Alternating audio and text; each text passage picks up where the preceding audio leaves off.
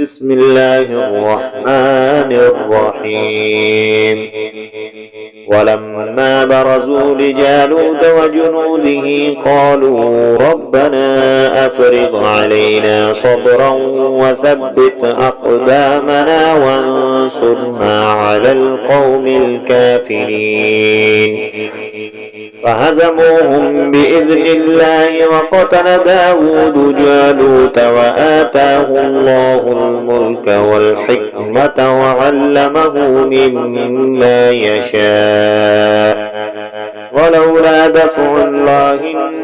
الناس بعضهم ببعض لفسدت الأرض ولكن الله ذو فضل على العالمين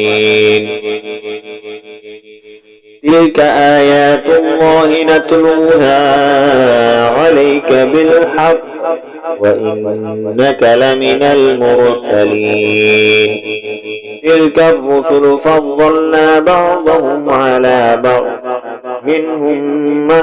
كلم الله ورفع بعضهم درجات